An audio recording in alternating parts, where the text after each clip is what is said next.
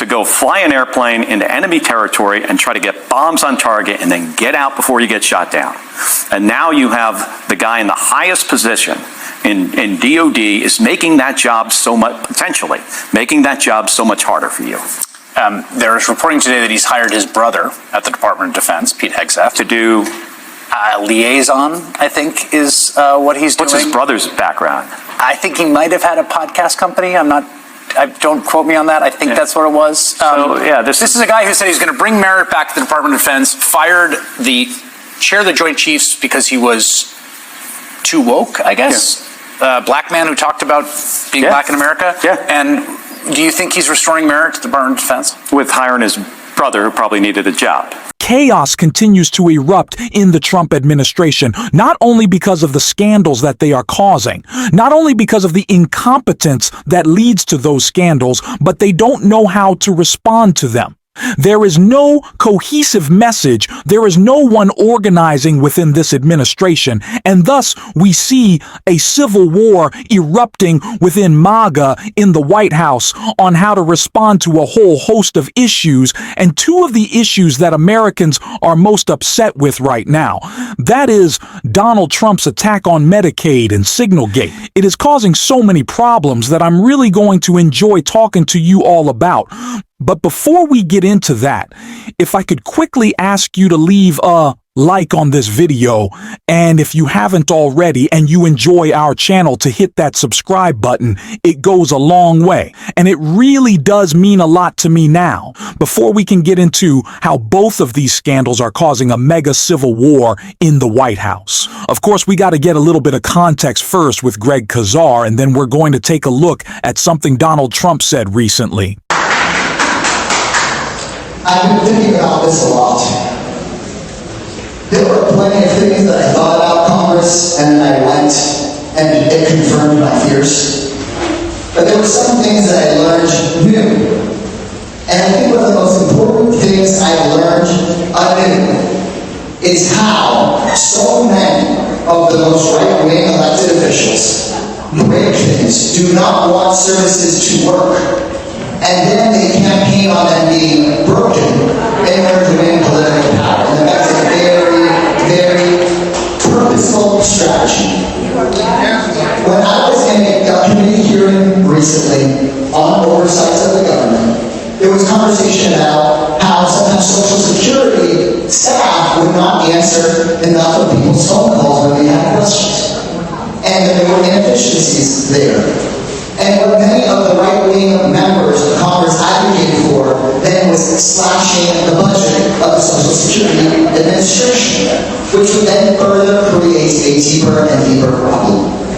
And so what we need, in my view, I think we're kind of at the bottom of that. What we need, in my view, is for people to deeply understand that there are people who break things and people who want to build them.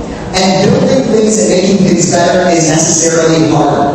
It's much easier for me to smash this microphone and break it. It takes a lot of smart people to put it together. And so, when people feel like things are hard right now, why do we feel like people that break stuff get away with so much? Our job is inherently harder. It's harder, but it takes lots of good people to do it.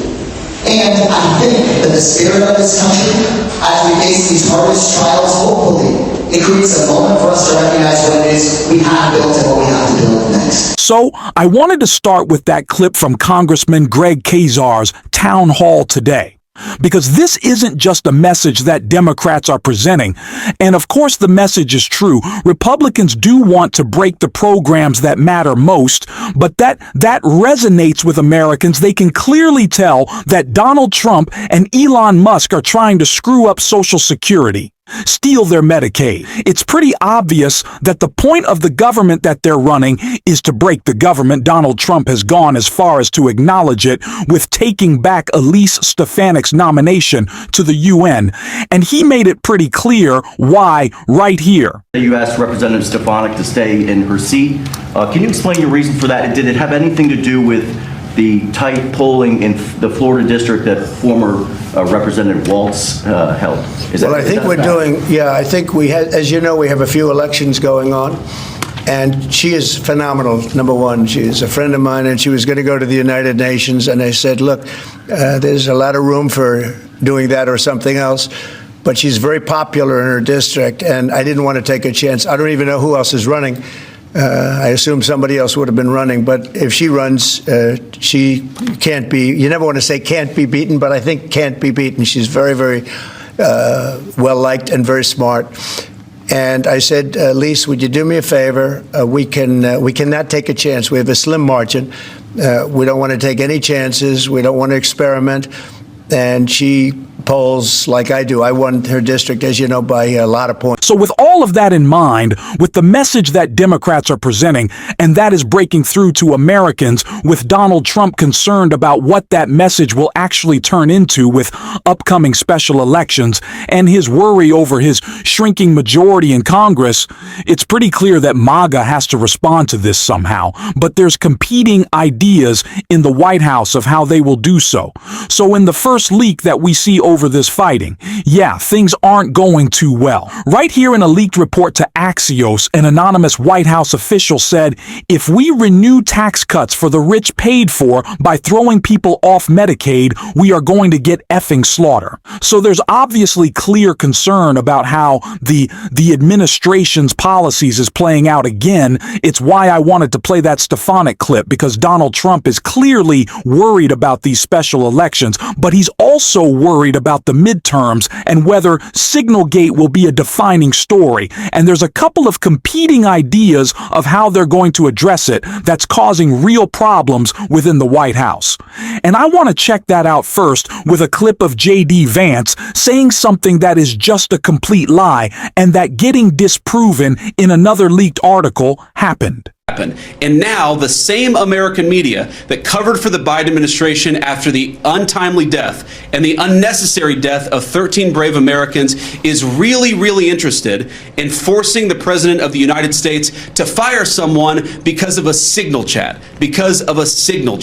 That is not honest behavior from the American media. And if you think you're going to force the President of the United States to fire anybody, you've got another thing coming. President Trump has said it on Monday, on Tuesday, on Wednesday, on Thursday, and I'm the Vice President saying it here on Friday. We are standing behind our entire national security team.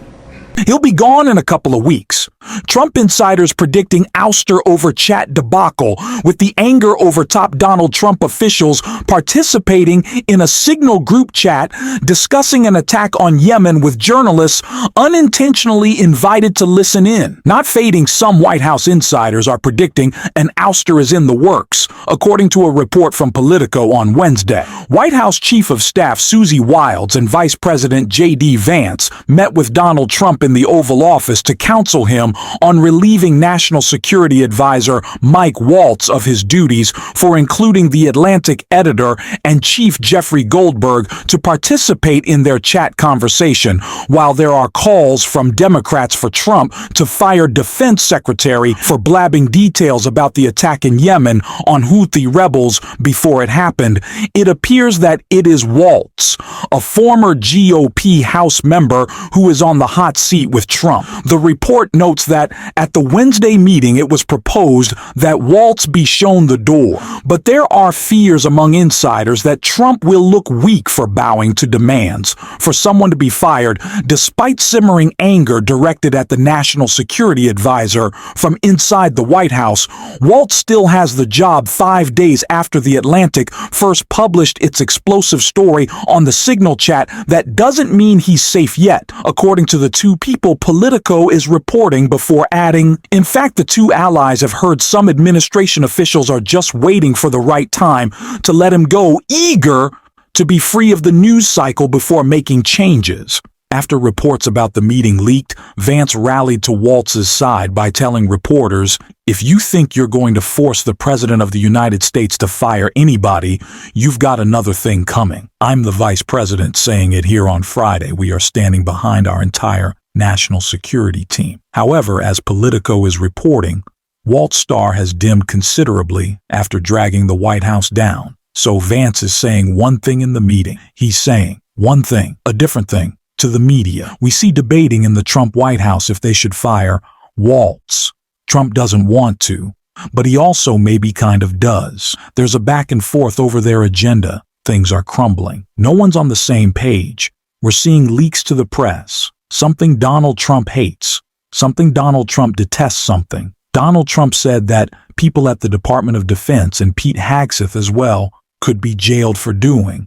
When we saw that leak about Elon Musk getting war plans with a potential conflict with China, it's like everything is falling apart for them. And there's all this turmoil, all this debate, all this anger. It just really proves out that this administration is always going to be about chaos because they're so stupid. That's clear. All these, people who don't want to call themselves MAGA, soft-leaning Republican, however you want to term them, they kept saying to us, I don't like Donald Trump as a person. I don't like the chaos, but the economy. Well, now, the economy is garbage, like it was at the end of Donald Trump's first term when he crashed it, by the way. And the chaos is still there. So what is it that you like? The racism, probably the xenophobia, the bigotry. I think that's what you like. And maybe you should just admit it. But all of this is backfiring on them. And Mark Kelly is certainly making sure we don't forget calling it all out right here. What do you make of the lying? I really find this part in some ways some of the most unnerving. I mean, to say it's not classified, it's like, well, the timing of a surprise. I'm not even sure what they mean by that. Maybe they meant because it doesn't say secret or top secret on the signal chain.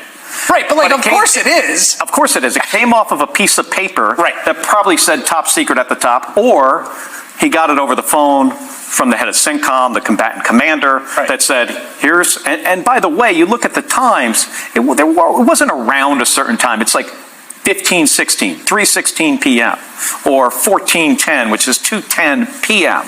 These are exact times that came from a plan. Now they're saying, well, these aren't war plans. I'll give them that. I mean, a war plan would be joint forces. Sure, yeah. It would include allies. This is a strike plan. These plans, by the way, are also planned by those pilots that are in the cockpit. So they planned the strike. Right. They communicated it to leadership. It got approved. And then the Secretary of Defense decides to throw it out on an unsecured platform, which, by the way, could have gotten to the Russians, could have gotten to the Iranians, and ultimately to the Houthis. It also struck me that Jim Himes, Democratic congressman, said this the other day, that there was no real reason to do it. That it was almost kind of showing off. He didn't have to send that 100%. way, right? Is that right? Or he could have sent it afterwards. Right. If that would have come out 15 minutes after those airplanes got back to the aircraft carrier, those guys were safely aboard. If you want to send that stuff out, fine. That information is not valuable to anybody anymore, not really. But to do it beforehand is such a disservice to what these guys are about to do. And I'm confident, I'm sure their spouses are upset. It is risky to go fly an airplane into enemy territory and try to get bombs on target and then get out before you get shot down. And now you have the guy in the highest position in DOD is making that job potentially making that job so much harder for you. There's reporting today that he's hired his brother at the Department of Defense, Pete Hegseth, To do, liaison, I think, is what he's doing. what's his brother's background? I think he might have had a podcast company. Don't quote me on that. I think that's what it was. This is a guy who said he's going to bring merit back to the Department of Defense, fired the chair of the Joint Chiefs because he was too woke, I guess. Black man who talked about being black in America. Yeah. And do you think he's restoring merit to the Department of Defense? With hiring his brother who probably needed a job, or maybe gave him a raise from his previous job, or wants to have his brother around. How could his brother possibly be the most qualified job for whatever this is? Whatever this job happens to be. It's not his brother. If you need somebody... Democrats need to keep hammering this message home again. No one wants a senile and chaotic president who is too upset with Jeffrey Goldberg to fire Mike Waltz. So our national security does not continue to be compromised by this complete imbecile like Hammer. That message home that these people are too self-absorbed and too caught up in the personal politics of their own White House, in which they're fighting in to make the right decision, and they never will.